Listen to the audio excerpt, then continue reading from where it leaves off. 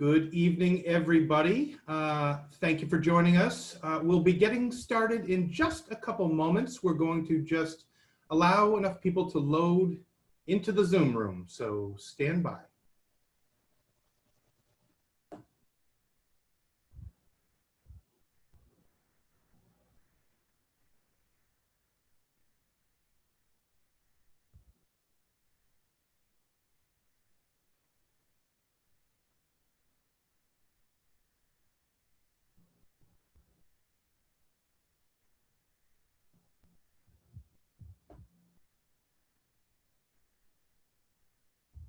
And here we go. Welcome to the class of 2024, students and parents.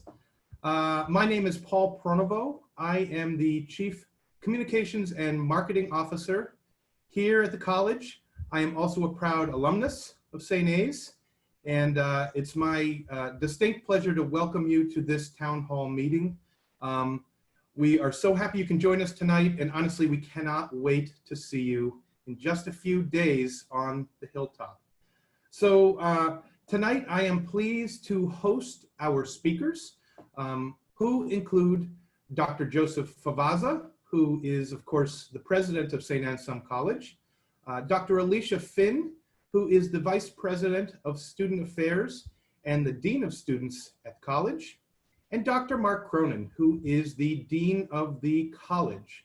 And in addition to our three fabulous speakers, we also have a number of our Return to the Hilltop team members who are in the wings, ready to answer your questions if they need to. So they're a lot of our experts. So if you get a lot of technical stuff, we're gonna turn to them. We're gonna jump right in, but before we do, I just want to handle a couple bits of housekeeping.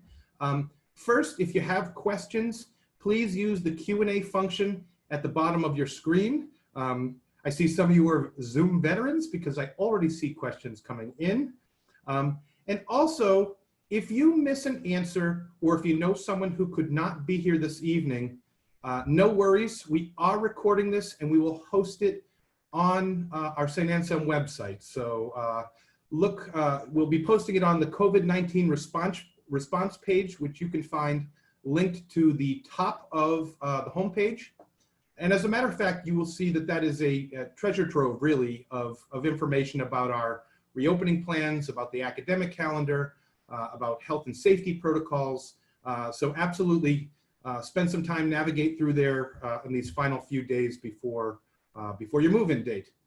And I also want to mention that for those who may have questions about sports, Director of Athletics Darren Montgomery and his team of coaches and athletic administrators are holding student athlete specific Zooms next week, next Tuesday, Wednesday, and Thursday. So you will be receiving an invitation to your sports Zoom very soon. So if you do have questions related to sports, hang on to them. You're going to have ample time to answer or to ask those next week. So without further ado, I'd like to turn it over to Dr. Favazza to begin our program. Thank you, Paul. Good evening, everyone.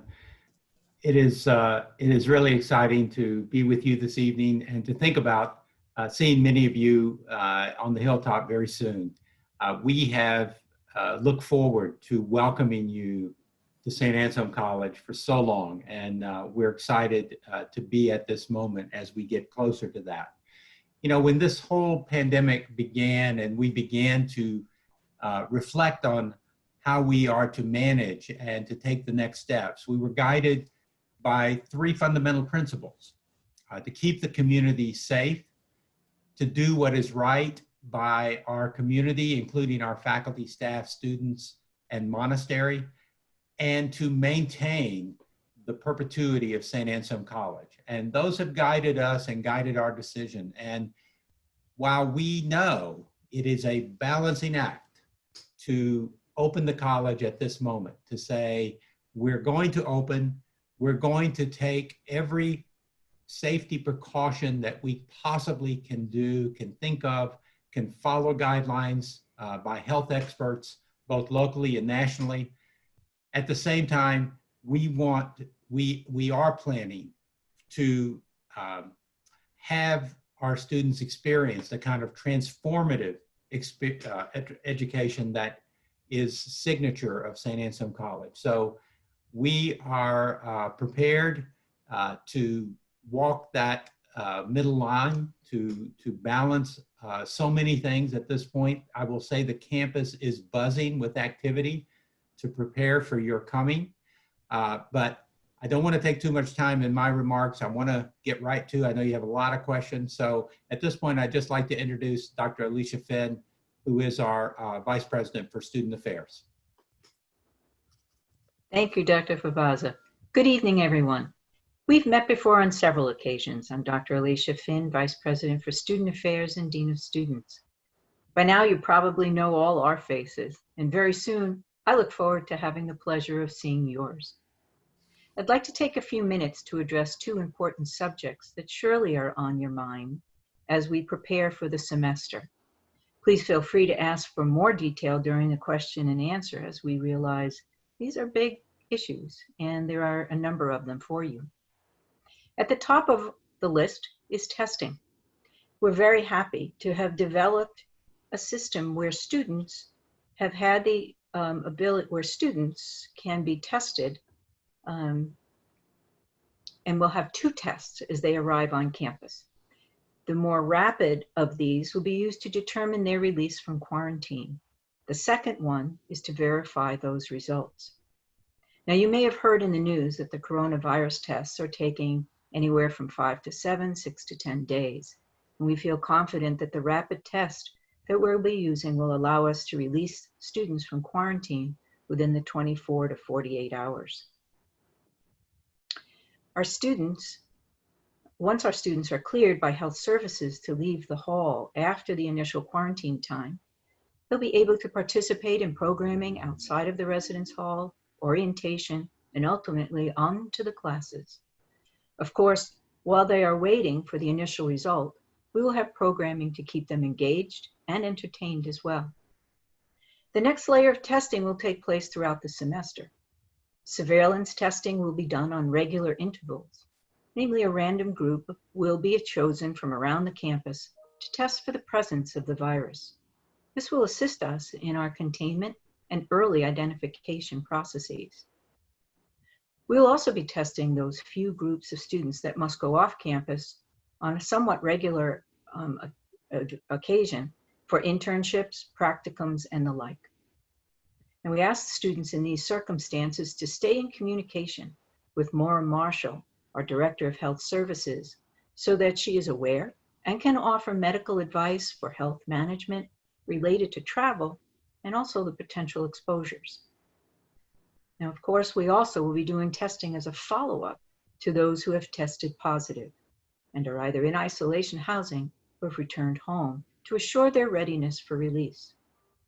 We want to get them on their way back into campus life. The second question we frequently hear about is returning home and family visiting. And regarding returning home, we ask that this occur only as truly needed, and again be coordinated from a health standpoint with Maura Marshall. It is our hope that students, where family situations permit, that they refrain from distance travel, especially using public transportation. This is purely from the standpoint of mitigating potential areas of exposure and then spread on the campus. We recognize that some situations are more difficult, and we're happy to work with you in your particular circumstance. This is where Maura can assist greatly. And now the other question, can you come to visit? Again, we urge that this be truly as needed. If you do come, we ask that this not be in the residence halls. We'll have areas for you to meet and visit. In each and all of these scenarios above, we ask you to please practice good hygiene as you move about the campus or interact. We know you will miss your sons or daughters. They will surely miss you. Please remember, there's a funny thing here. The semester goes very quickly, and I guarantee before you know it, Thanksgiving will prove to be that wonderful homecoming for all of you. I'm going to stop here for the time being, and I'll now turn it over to Dr. Mark Cronin, Dean of the College. Good evening, everyone. Welcome. So I'm going to give a little message that my internet connection seems a bit unstable. So if I cut out, I apologize in advance. So as some of you know, the Dean's Office is responsible for the curriculum, the faculty, the academic policies that affect our students. And that is the work we've been doing this summer. I want to let you know as well that I will be teaching a section of Conversatio in the fall. So if some of you see an MW Cronin on your schedule, that's me. And the first thing you should know is that we have been working tirelessly all summer to get ready for the fall semester. I've been working with faculty, with administrative academic staff and the like. And there is one fundamental directive or question that guides our work, and that is, how do we maintain the high quality instruction that we are known for with the changes that are coming to the campus in the fall? And I'm going to speak to that in a couple minutes. One of the practical questions that we've been getting is about the methods of instruction. So let me try to address that now. First, have been asked this question. How did we determine the division of online, on-ground, and hybrid courses? And the answer is a pretty straightforward one. We had to balance the competing demands of the following. To be honest, there are some faculty who are not capable or able of returning to an on-campus presence in the fall for any number of reasons. We also had to spend the summer de-densifying, a term I didn't think I ever would have to use, classrooms in order to accommodate social distancing protocols. And there are a certain number of students who are not returning to campus for the fall semester and want to take classes from remotely. So for those reasons, we needed a balance between or among on-ground, online, and hybrid courses.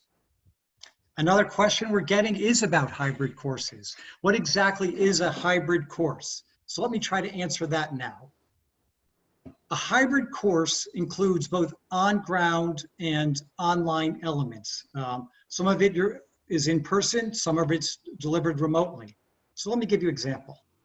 A professor might decide to record some of her lectures online, have the students view the lectures, and then when they come to class, sometimes in half a group, sometimes in a full group, they might have a problem-solving session or a discussion. Other professors might do the opposite. They'll explain a complex theory and illustrate the examples of this theory in class, and then the students off to work remotely, sometimes by themselves or in groups together. There's not a one-size-fits-all method to the hybrid instruction, but there is an on-ground, in-person element to all of it. And furthermore, most of those classes are going to be relatively small. So again, I have a Conversatio section, and I'm meeting with all the students multiple times a week, but sometimes that's going to mean 7 students at a time or 8 students at a time. So we know that the hybrid is going to provide us some advantages in working with students, and it's going to provide us with new methods of delivering content. So a natural question you might ask is, it sounds like the semester will be different. Will it be? And the answer is simply yes. This will be my 28th year at the college, and I can say, you know, quite simply, that the pandemic has forced all of us to do things in new ways. It is required us to examine how we teach and how to retain the best of what we do. And again, how do we innovate to meet the standard of a very high quality academic experience? So I will say some of the instructional methods have changed, but what has not changed is what we do best as a small college. That is this: the attention to the individual student, small classes, personal interactions. We like to use the phrase high touch, and that hasn't changed. You know, your students will be getting individual attention in the classroom, in the academic support services, and in all the co-curricular activities they'll be engaged in. So I'll move us to the questions at this point, but I want to reiterate one thing. If any of the freshmen have questions about their schedule, please reach out to us. Stephanie Fernandez is the Dean of Freshmen, and she'd be happy to field your questions about your schedule or about changes that you think you need to make to the schedule. We will work with you on this. Thank you. Paul? Thank you, Mark, Alicia, and Joe. And actually, great point. If you don't have a question answered here tonight, do feel free to reach out. Your students have gone through new student orientation and Selmian beginnings. So you're familiar with Stephanie and with many of our folks here. So hopefully you have some emails, and if you don't, look them up on the website and reach out to us. We're happy to answer any questions that you have. And now we will move to the questions you do have for this evening. And let's see, this first one is a good one, and it comes to you, Dr. Finn. It's a question I know that a lot of parents are asking, and especially the class of 2024, because there is some confusion on the website, because this is something that's slightly different for first-year students than others. And the question is, will both parents be allowed to move their child into the dorms? Thank you for that question. Yes, we will permit that. We have asked that it be 1 to 2 helpers, parents, or another family member or a friend. And so if it is the case that both parents are coming, they will be permitted to assist. Again, when you come in, we'll also have a little mini screening for yourselves to make sure that everybody's okay as they begin to move in and about the hall in order to go to the room and unload. Excellent, thank you so much.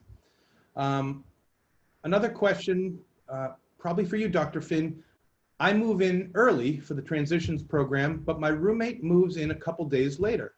What will happen with my quarantine? Another good one. First of all, looking forward to meeting you and seeing you early then.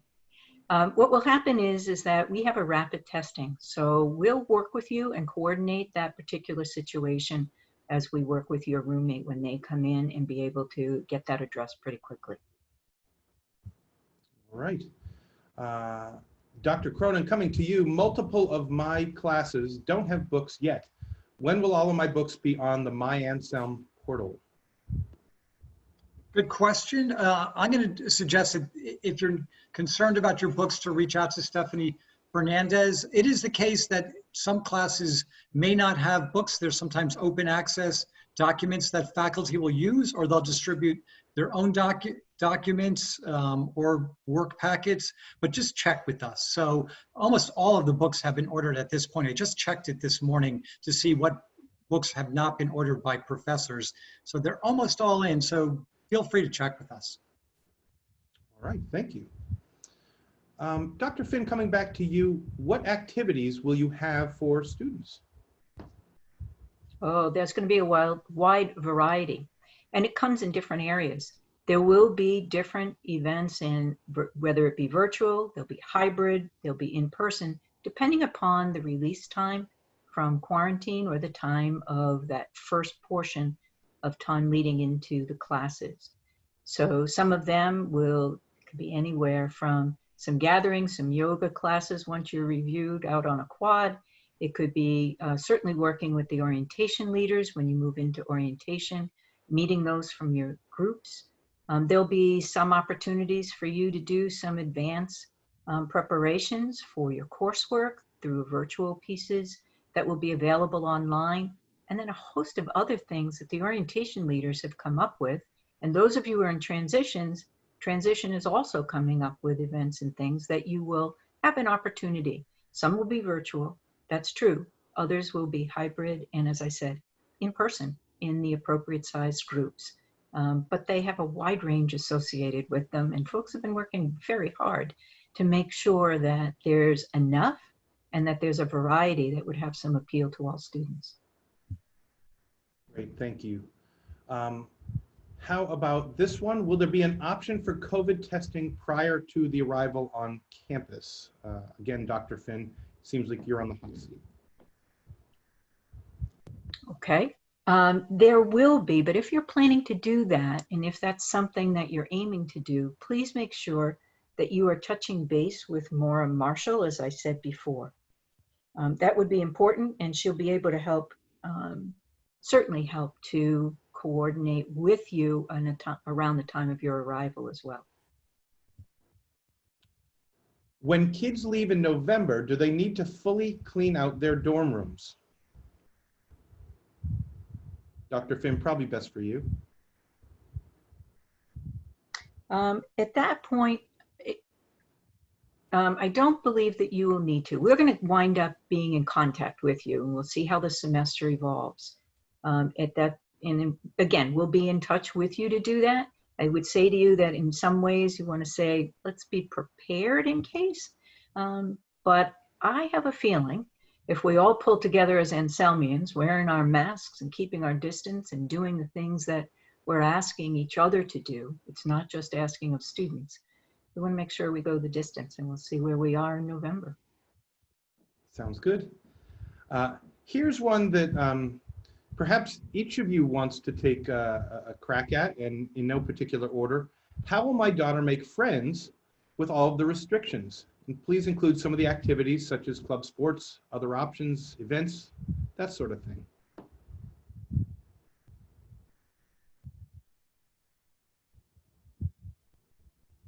You're tossing my way again, Paul? It is, I'm afraid. What I said? We'll Okay. have Dr. Cronin and Dr. Favazza answer as well, perhaps. Good. You'll have those opportunities to meet friends. Though social distant, it doesn't mean that we aren't able to connect with one another. And we will have some of those events outside where you'll be in your groups with your different orientation leaders. You will be meeting not only that group, but you'll have opportunities to interface with others. There's also some things that are really fascinating with what some groups, professional groups, have come up with online for really mixing together and getting larger groups to move about virtually with each other to meet one another. And it's really pretty remarkable what they've come up with. So there'll be a combination of those things to do. In addition, once you're released from quarantine, there will be some opportunities as you pick up your food and then dine. You might dine with different groups at different spots around the campus. It's a gorgeous campus. You'll get to know it that way. Might be in Davison Hall at times, but other times it'll be take your food and go mix and mingle. And certainly those orientation leaders are going to be unbelievably helpful to you. After that, you'll be able to get involved in some of the clubs and organizations. There will still be a club fair so that you'll see what's offered on the campus. And in terms of those sort of other physical activities we're used to, I know I mentioned yoga, but we're also modifying some of the club sports, and we're following the guidelines that are coming out more and more from NCAA and other areas to see what it is that we're able to do and host so that you can meet one another through a variety of interest areas. Dr. Cronin, how about you? How will they make friends? All right, so I'm going to give the academic answer on this one, which is cheating a bit, but since I'm responsible in part for the academic life at the college, I'll reiterate what I said before. Because of the nature of some of the instruction, they're going to be in classes or groups with small groups of students. So if you're in a hybrid class, you'll be regularly in a group of about 10 students or 8 students or 9 students. I mean, you get the general idea, and you'll stick with that group in that class. You'll naturally be in smaller groups in your academics throughout the semester. And I've seen that those smaller classes leads to people finding similar interests with the people in their class together, whether it's because of a major or just because they're interacting with those students on a regular basis, day in and day out. I think the small classes just helps. All right, thank you. Dr. Favazza? You know, what I would say is, and this was certainly my experience coming last year as I did, that I'm just struck with the campus of Saint Anselm College that students have an amazing ability to reach out to one another. And I think the thing that I was most struck with was the willingness of upper class students to reach out to first year students. And I think what you will find on this campus is a student body that's open and engaged and really interested in and curious about the experiences of other students. And so as Dr. Finn and Dr. Cronin mentioned, I mean, there's just going to be a variety of opportunities for that, but also it's the culture of of Saint Anselm that will allow students to engage, to meet new friends, meet new people that are very different from themselves, but also who are open and are very interested in your experiences. Something about Benedictine hospitality, it sounds like. Yes. So Dr. Favazza, I'll keep you on the hot seat with this one. Is the college really open if you have a number of restrictions on events, if people are limited in where they can travel in dormitories or other spaces, and with these restrictions, is it really open? It's a great question.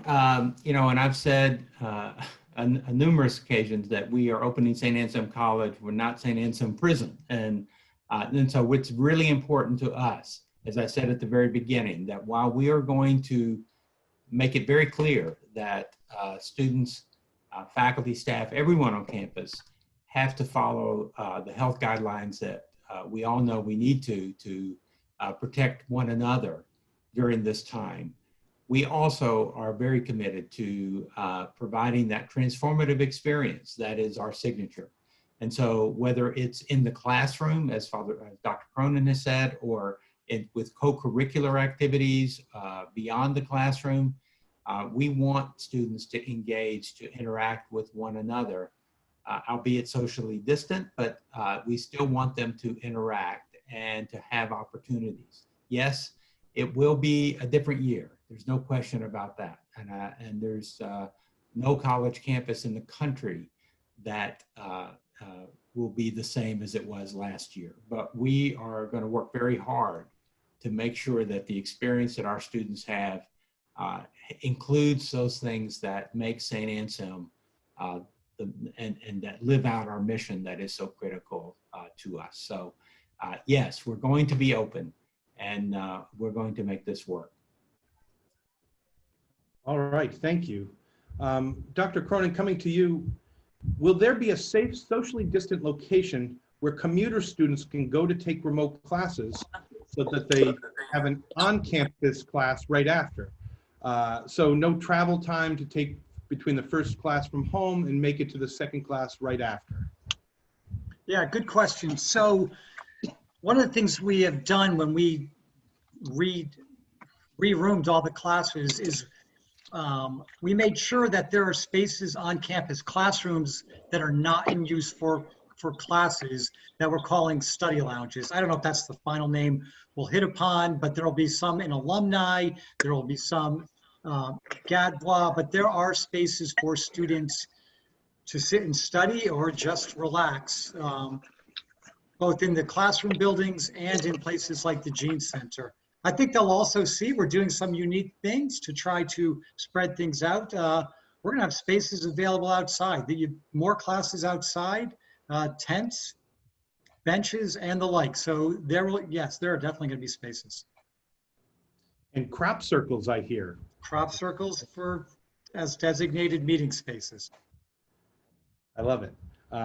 What we mean, folks, is that there will be grass that's cut just slightly shorter than other spots to give you a socially distant circle so you can gather in it, and it helps mark it off for you. So a little bit of creativity that's underway here. Dr. Finn, a question for you. Who is paying for testing? And well, who is paying for testing? Certainly. Some of the testing, one of the tests, will be charged to the your insurances, and that's why we do ask you to bring your insurance card. And it is the one that is being accepted and is not part of a deductible or that type of thing, which has been what we've seen under the GEAR Acts. The second one, however, the college is absorbing and making sure is done, and that's the rapid test. And so that's the one that also will be continued through the year and under all the necessary circumstances that the semester might present. All right, thank you. Dr. Finn, I've seen a couple of variations of the same question, so I'll sort of summarize it. Are there photos of some of the residence hall rooms so people can get a sense of what they're planning for in space and that sort of thing? Yes, there are. They exist on some of the virtual tours that are on, and I think, Paul, you're even more versed than what's exactly up there right now. But also Res Life has some posted on their webpage. So I think it's important for you to take a look over there.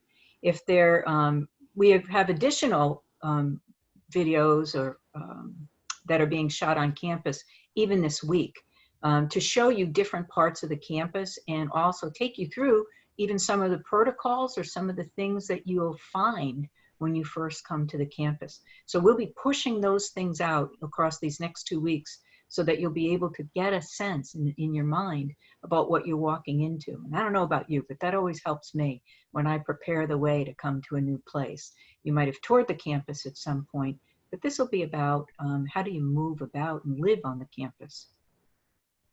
And I'll just add to that because Dr. Finn's correct. On the website, you'll find a number of videos and photos, and they may not be found in places that you would naturally look. So for example, we have virtual tours that have different rooms, such as JOA.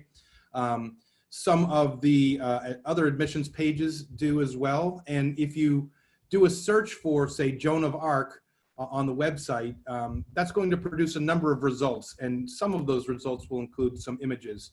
The other thing I might suggest is on the Class of 2024 webpage or Facebook page, which I'm sure many of you are members, go ahead and pose a question, as many of you already have, about different things, but ask a question about a room.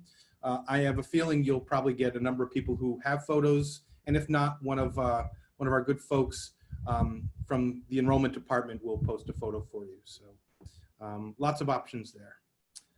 Let's see, Dr. Cronin, should my student know by now how many classes they have in person, hybrid, or remote? They should. So if they go to the student portal and pull up their class schedule, the courses are designated. So some will say OL, which is online, OX, which is remote, LC, which is lecture, and then also the hybrid designation as well. If you have trouble reading it or if you're a little bit confused, send Stephanie Fernandez an email and she'll help you figure it out. All right, terrific. Also, Dr. Cronin, how will I know if my will I know if the school has received my AP scores? So the college registrar's office receives the AP scores based on the score. If the score has come in and it removes you and you're getting credit for it, you'll be removed from a class. Two ones that are perhaps the most popular AP scores are for freshman English and for general psychology. If you were once in that class and are no longer in it, it's because your AP score came in. But you certainly could reach out to the registrar's office via email to ask that question, to say, I know I got my AP scores, I know what those scores are. Did I receive credit for them and did it change my schedule? They've been getting them all week, the last 2 weeks, and they've been making changes. Great, thank you. Dr. Finn, will the students be able to use the fitness center? They will. The hours will be posted when you come, and we're asking students to sign up for use of the fitness center. As you've heard in a number about classes and certainly in our halls as well, the now famous word de-densification, that has occurred also within the fitness center. So you'll have about a 50-minute block of time in which you can sign up and utilize the fitness center. And that allows another 10 minutes or so for us to make sure we go in, do the cleaning, and prepare for the next student. All right, great. Here's an interesting question. What is the transition program? Oh, yes. The transitions program is a pre-orientation program or part of the orientation process. And it's designed for students who show particular interests in intercultural events and affairs, who might be commuter students as well that want to have another opportunity to mix in with students and get to know one another early on.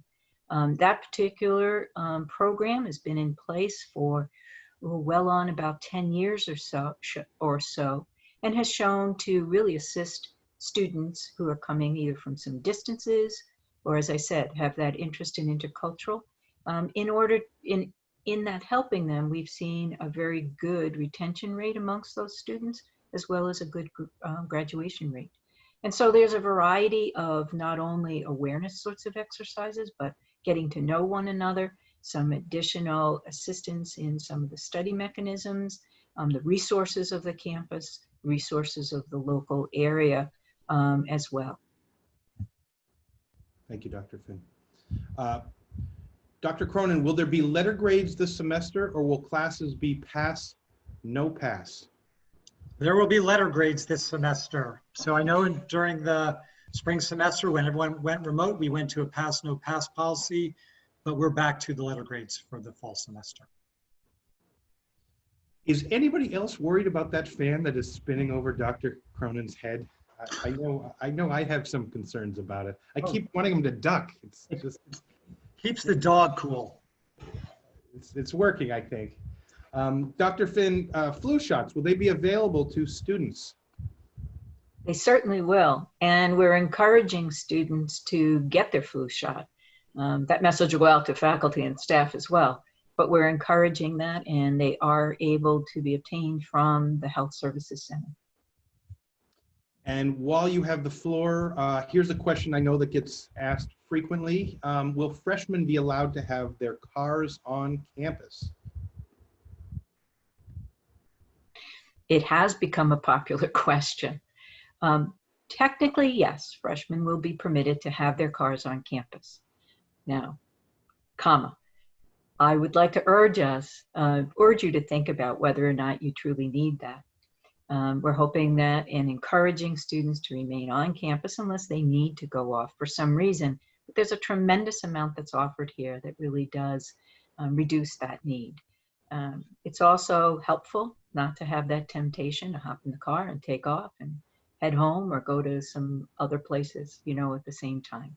So we have found pretty much encouraging students, and that was before this time, encouraging students to wait a semester at least, if they're at all possible, before they utilize their car so that they can really settle into the campus and campus life, and then make your judgments. That way you don't have others kind of dogging at you to say, hey, give me a ride to this or give me a ride to that. You don't have your folks worrying about what's going on. But moreover, it really gives you that opportunity to settle in to Saint Anselm and begin that process whereby you'll be like the upperclassmen who call it home. All right, thank you. Dr. Cronin, when do teachers post their syllabi? Oh, good question. And there's not a standard answer. So faculty, as I've said, have been working all summer, revising their classes, changing, updating what they do in the class. Some will have posted on Canvas early. Some might post it the week or days before. There's not a standard answer for that. Most, try to make changes up until, a week or so before. Good to know. And I'm sure if there are any faculty out there, they'll be really happy to hear that they've got still plenty of time. I'd say plenty, but. Dr. Finn, I'm going to bundle a couple because they both relate to move-in.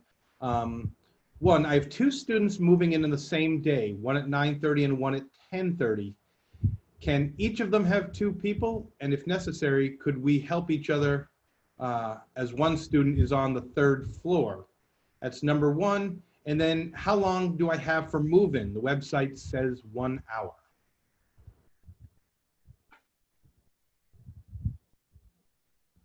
Well, first of all, God bless you, two at the same time. And congratulations, and brother and sister or whomever, siblings, you'll have some built-in company. With this, we are asking that it be 1 to 2 who are helping to move into the hall. And that's so that we can make sure that we keep the density and the movement moving in and out of the hall as clear as possible. Remember, we are trying to maintain some of that social distance. Once you're in the room, that's a different story. But the up and down of that is where some of that difficulty comes in. So I would perhaps reserve the energies, and it's 1 or 2 at a time for each of them. We did say that we are aiming for about an hour. The biggest issue around this is certainly when the parked car. So we'll be parking those or placing your cars in front or nearest the halls as possible. And we're waiting then for you to clear out for the next one to come in. So getting things out and up in the room is the most critical thing, and then moving the vehicle. If it takes you a little bit longer, to settle things in the room or at least get them unpacked, they can do their own decorating later. That'll be part of perhaps the way they spend quarantine. But it's really moving that vehicle so we can keep the line going forward and get everybody in the time frame that we have set aside. So if you can at all follow those things, it would be of great assistance to all of us, and certainly to the new Anselmians that you'll be meeting, and I guarantee parents that you'll be meeting, some of whom you'll find out become your friends. And just while we're on that subject, because I've seen this a couple times too, what about siblings coming as well? If we hold to the 1 to 2 people, and one is a sibling, certainly. If there are others, they're going to wind up staying in the car rather than going into the halls. And so don't know what kind of day it will be. So we wish it would be different, but we really have to manage this in the safest way possible. So 1 ideal, but 1 to 2. And again, we know how difficult that is. And it's a monumental time, a momentous time for parents and families as well. So please bear with us and follow along with what we've been asking all of us to do. This is a little off the script of some of the other ones, but we're going to ask it anyway. Dr. Favazza, you've been here about a year. How has it gone? Well, other than the pandemic and a few other things, it's gone really well. I've so enjoyed my time here on the Hilltop. It's an incredible community. The students that I have met have been just amazing and outstanding. Our alumni are committed, whether they're 1 year out or 60 years out. They are so committed and love the college. I've enjoyed working with the monastic community. I have a very good relationship with them. I've enjoyed working with our faculty and our staff. It's a really outstanding faculty, and as someone who came out of the faculty myself, I understand the challenges they're facing, but they have worked incredibly hard with much attention to care of students, and they will be ready for this semester. So it has been just a great year with some challenges, not certainly what any of us were thinking about, but I look forward to as I begin number 2. It'll be even better. All right. Yes, it will. Dr. Finn, I'm going to bundle a few questions that we've seen because they relate to the same topic. If a student tests positive for COVID-19 while on campus, what happens with their classes? What happens with them? What's the process?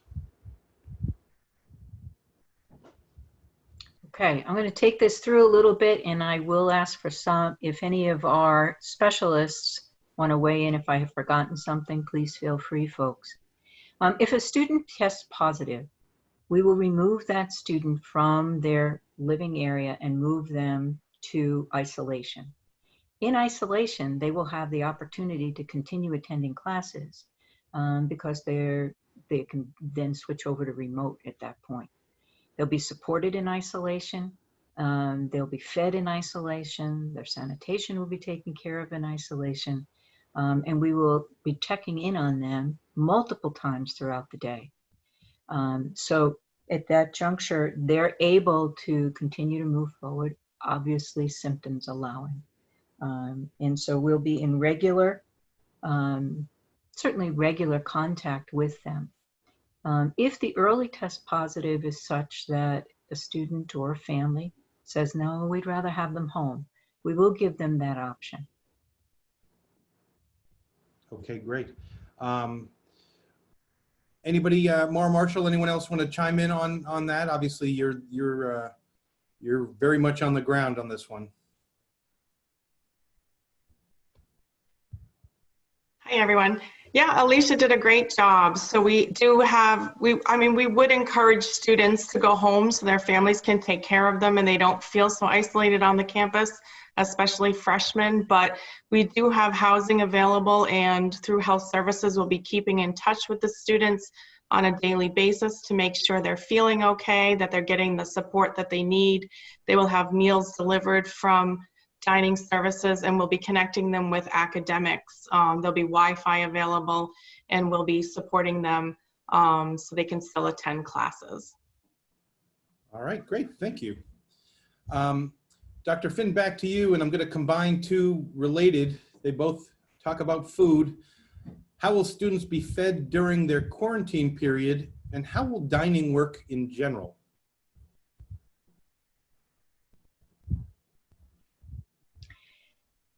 Students will be fed during quarantine. We'll start with the positive. And with that, we will have a system. We have a system that's worked out. Students will be fed from 3 different areas, and you'll find out when you come here, you'll get a color code as to what area you will get your meals from. It will be done in an orderly fashion. Res Life staff, the RAs, will assist in making sure that we're moving down and go to pick up food. You'll be picking up food in that manner. That's a to-go. It doesn't mean it's cold. There's hot to-goes. And you'll take that back to your room to eat. And that's during quarantine. Later on, you'll have once released, you'll have the opportunity to move about campus and to, again, socially distant and appropriate in our practices. And you'll be able to dine differently. The other part of that, how does dining work during the year?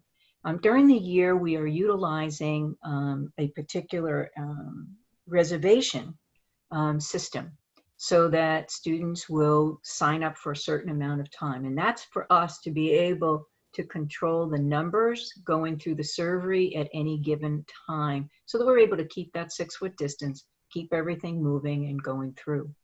On a first come, first served basis, students will be able to sit within Davison Hall, which has already been spread apart with certain number of seats, and there'll be 2 at a seat. That reservation kind of system, it's called Get Reservations. It's the app, and that's what students will use. You'll get all those details in a separate piece directly from dining hall. The other 2 sites would be similar. You'd be picking it up and able to move through. Now our C shop, the coffee shop, where you've all learned about Buff Chick, it will also be available, but that will be purely takeout at that site. We are not able to orchestrate the lines and the movement in the same way. And you'll have availability also as first-year students to utilize the C shop. There isn't a certain amount of money that is set on your cards for C shop. And so you want to make sure you're watching that a little bit, and you'll get that kind of tote of what's left on your card related to coffee shop. For the most part, you'll be dining in Davison. Again, pick up, option to dine in, or take it where you would like on campus in an appropriate way. Some of those tents that we were referring to that might be classes might also be, when they're not classes, opportunities for you to dine there. I know when you mentioned that to some upperclassmen the other day, their eyes got boggly at the idea of being able to eat outside under tents. So at least they want to make sure that happens. Dr. Cronin, a question for you. Will grading protocols be loosened given new online structure and many students not being able to learn very well in that format? Yeah, it's a good question. And so I probably would rephrase it in some ways in this way. You know, I've been meeting with faculty throughout the summer on various things. And one of the things we've been stressing is a certain degree of flexibility. What can they be flexible of? Depending on the nature of the class, how can we best work with our students? And so the way we talk about is, you know, given the change in the environment, are there better ways? Are there new ways to connect and stay connected and to assist the students? So it's not so much, a loosening of grading standards as how do we best interact and support our students. All right, excellent, thank you. Let's see, question about parking permits, Dr. Finn. Can students purchase parking permits now, or does that only begin 8/1? That begins 8/1. and you should have gotten some notification regarding that. And if not, if you haven't gotten it yet, it's not only coming out, but it'll be on the website. You go under campus safety and security, you drop down, look at parking, and they'll take you right there to the website to be able to purchase that. All right, thank you. In terms of testing, how frequently will students be tested throughout the week, throughout the month, throughout the semester? What's the frequency of testing? Dr. Finn, probably for you. Yeah, the testing, it's tough to answer in terms of frequency per se, because it's going to be a bit of a random testing, so that we'll be taking care of not only sort of our surveillance and looking at different areas, but you'll also be tested as needed. You know, if something else comes up and it's something that you're concerned about, or there's been some hint that there may have been some exposure, you'll work with health services to see what that testing protocol should be.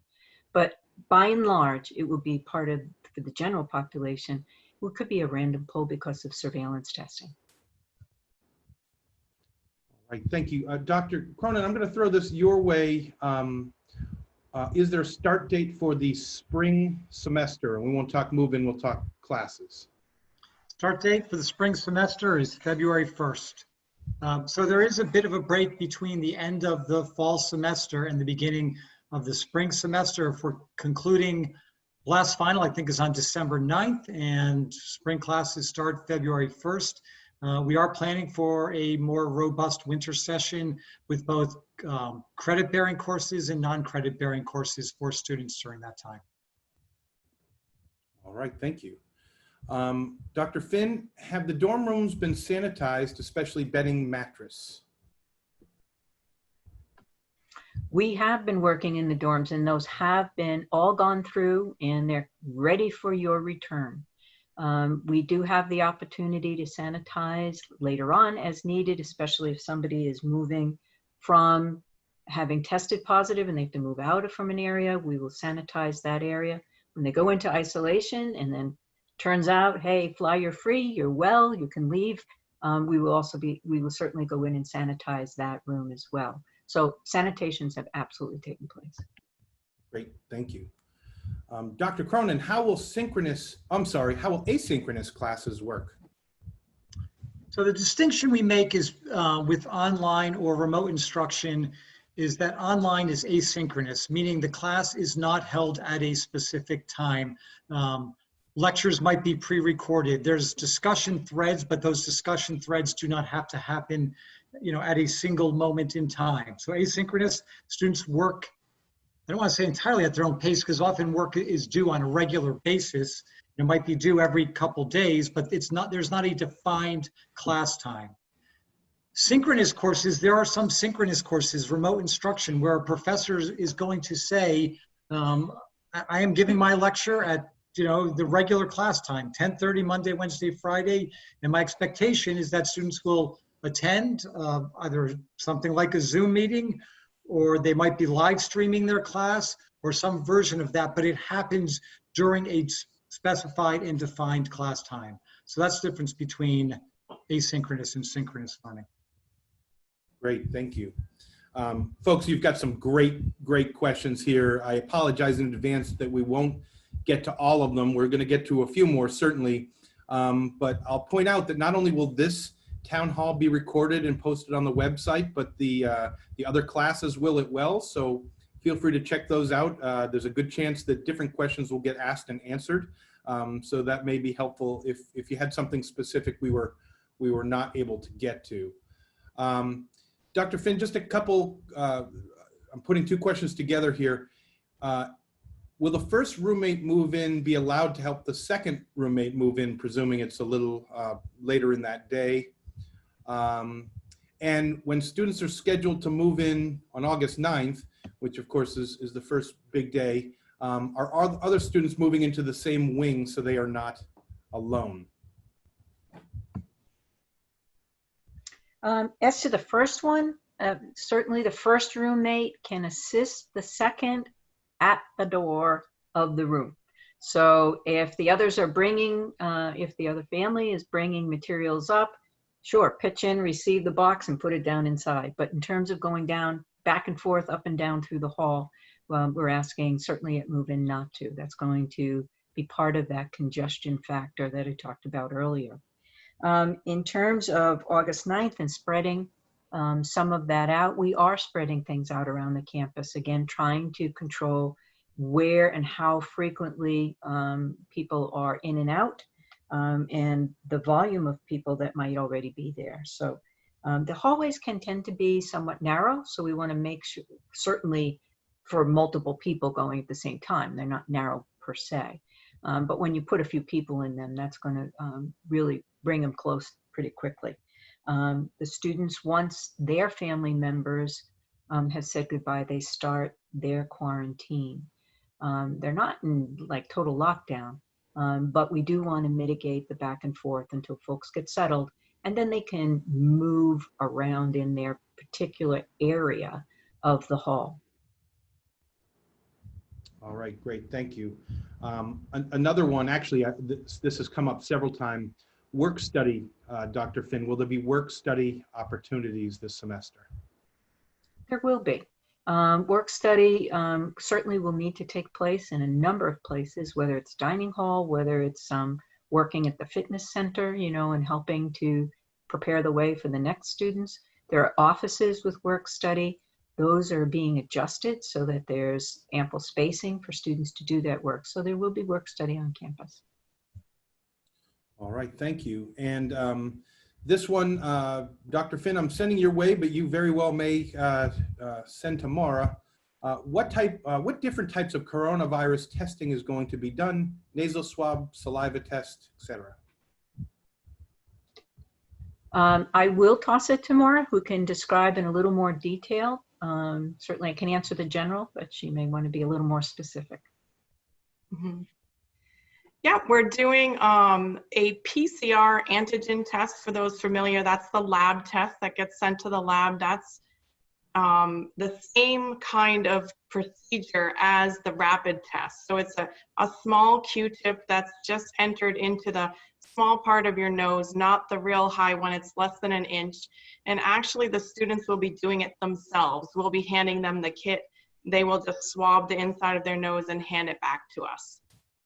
So it's pretty simple. Terrific. And that applies, Mara, to both tests, the rapid test and the antigen test? Yes, both tests. Great. All right. We're running a little short on time, so before we get done, I just want to make a reminder that many of students have already sent in their photos for their IDs. For new students especially, we encourage you to do so. You should have received an email with instructions on how to do that. So please go ahead and do that. That way, when you arrive, we can have your ID ready for you. So thank you. That was the last bit of housekeeping we needed to do. And now I'd like to toss it over to Dr. Finn, yes. Could I just add one parting kind of comment before we begin to sign off here? Please. I just want to remind everybody, all the students, that if we are able to stick with our protocols, follow the appropriate guidelines that we've given you, there are places that we will be reviewing all semester, and we'll be able to move back some of the restrictions, including ideally, if all goes well, some visiting between the halls. So it is possible as we work this together to actually alleviate some of what feels right now as potentially a constriction.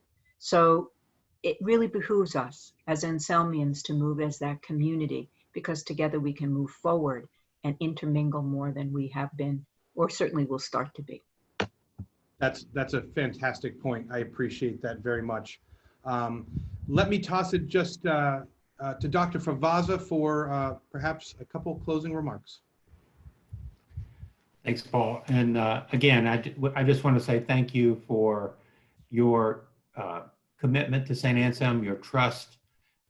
We will do everything we can, like I said, to keep our community safe and at the same time provide that transformative experience for students. We are committed to that. That's our mission.